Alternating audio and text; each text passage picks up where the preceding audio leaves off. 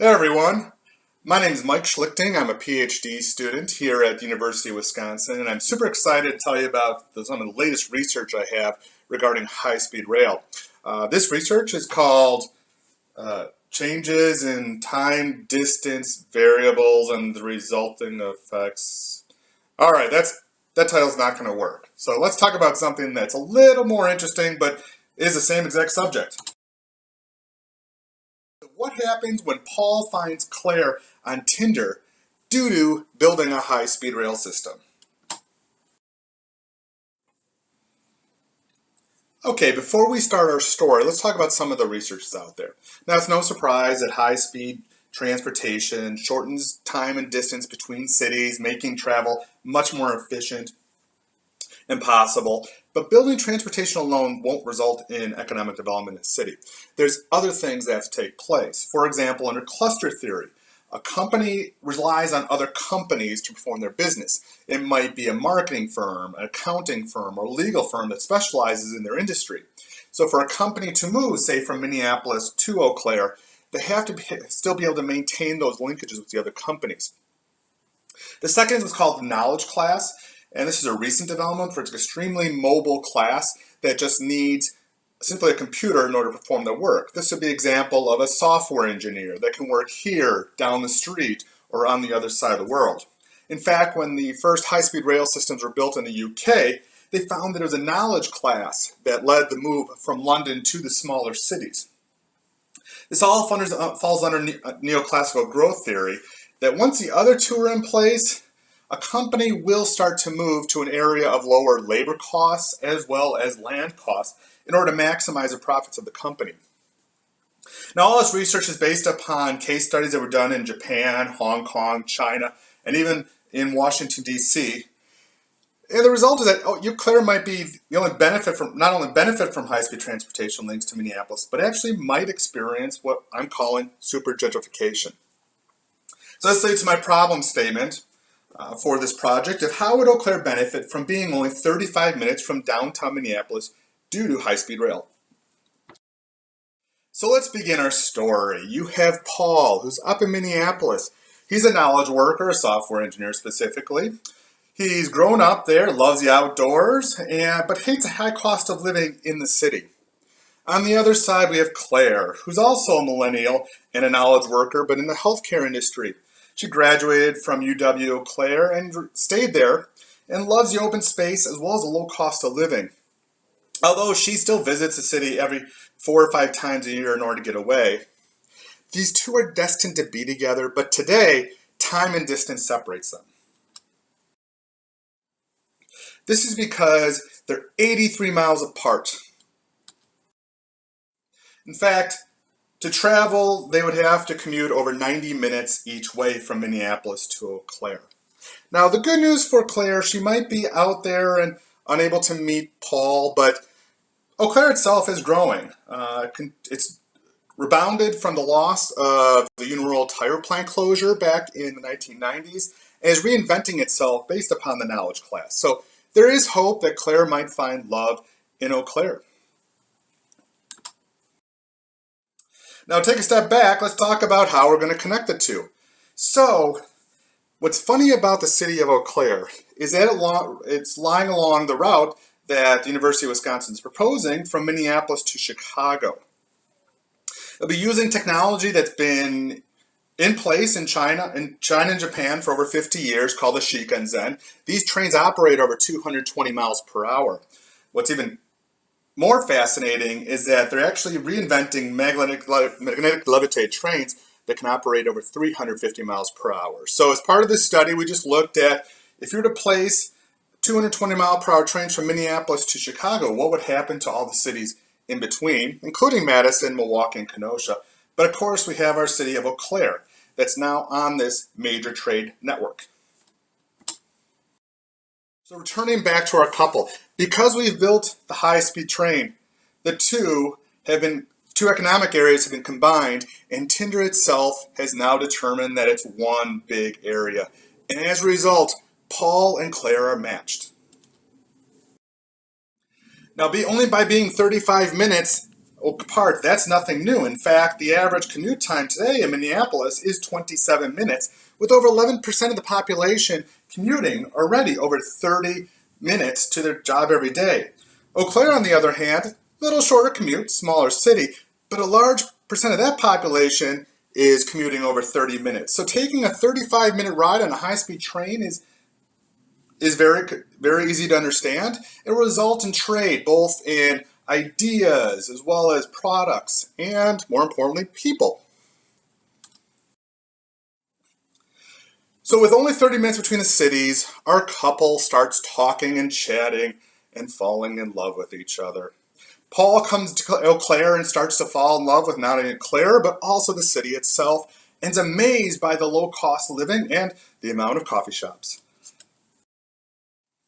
In fact, when you look at it economically, Eau Claire and Minneapolis are extraordinarily similar. The job sector, for example, both cities are high in healthcare and social assistance, finance, as well as professional service. So the linkages already are there, and by now being 35 minutes together instead of 90 minutes, those linkages will grow. This is very important because it'll be more attractive to companies to not only move from Minneapolis to Eau Claire, but also to those companies to combine operations. So with the low cost and high standard of living, Paul decides to move closer to Claire. This is because he's a knowledge worker and can do his work anywhere. Claire is connected to the medical field in Eau Claire, so she stays there, but both are fall in love with the city. And as a result, new housing developments are taking place where they can both live. In fact, when you look at the housing costs, Eau Claire is significantly less. For office space, for example, a company would be looking at cutting their cost by over 70% per square foot. This is in addition to lower labor costs because of Eau Claire, at the same time providing high standard of living due to natural amenities that can't be found in the city. So before we continue our story of Claire and Paul, let's talk about what actually happened in Eau Claire itself. As I mentioned earlier, the Union Oil tire plant closed down. This is because Eau Claire's economy was a manufacturing economy and highly dependent on this company, so it had big repercussions to the city in the 1990s. One of those repercussions was not only the closure of the plant in downtown, but also the moving out of residents who lived across the river to either other areas of Eau Claire or to even pursuing other job opportunities outside the area. This left the downtown area blighted. Now, it was infilled from student population at Eau Claire, University of Wisconsin-Eau Claire, but the problem there is student rental housing that's not well maintained. So the result is that downtown area continues to be blighted and a hard to develop area while the rest of Eau Claire is doing really well. Now, for our story of high-speed rail, the funny part is that the high-speed rail station is already there. It was actually a station that's been there for well over 100 years, and it's centered to our downtown area. So the station development will suddenly blossom into this downtown area, and as you'll see further in the story, that's going to cause actually gentrification and even what I'm calling super gentrification problems. So in going back to our story of Paul and Eau Claire, they move downtown Eau Claire, where they find it very comfortable. They love the standard of living, but something's happening. Not only did they move, but other people are moving. And then other businesses are slowly moving in. So it was once a very open and wide area, has become a very dense area. In fact, the city has all along had policy that helps this development, including tax incentives, grants, as well as investing in the open spaces and parks with bikes and walking paths, as they try to attract the creative class. The problem is they were a little too effective. With being on the major trade route, from the high-speed rail, development continues and more people pour into this downtown area. As a result, land values continue to go up. In fact, based upon what was seen in Arlington, Virginia in the 1980s and 90s, and more recently in China, where they've built high-speed rail, not only is gentrification taking place, but super gentrification, which is resulting in housing shortages and skyrocketing rents. This also increases congestion and pollution as the migration from the big city to the smaller city, smaller, higher standard of living city takes place. And at first, it's just college students that are moved out. So that's under the radar. But then suddenly, because it's such a small area and the center area continues to expand outwards, it's middle class families that are being affected and moving out.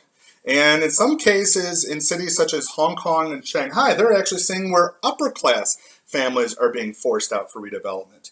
So what started as a good thing for Eau Claire has kind of turned into a nightmare scenario. So to conclude our story here, while high-speed rail will be highly positive for Eau Claire first, as it gives residents greater access to the cities, will result in population growth and increased job opportunities, as well as tax revenue for both the city and the state, it's unknown what the long-term effect will be on the city. Specifically, if we see the effect that's happened into other cities around the world with high-speed rail, Eau Claire can get to more than it bargained for with development, especially that downtown area is such a small area. As a result, there's several policy recommendations it can make. Of course, regarding building high-speed rail, a huge amount of policies need to take place, as well as consideration for building the infrastructure. But Eau Claire itself needs a plan for not only gentrification, but possible segregation, as it becomes Wisconsin's second, or maybe definitely third largest city. As for our couple here, well, Paul and Claire, they were forced out due to gentrification. In Eau Claire, they're happily moving in Austin, where the housing prices are now less than Eau Claire. So thank you for your time, and I look forward to meeting you when we talk about our next project in the spring, which will be what happens when Madison tweets about Tokyo. Have a good day.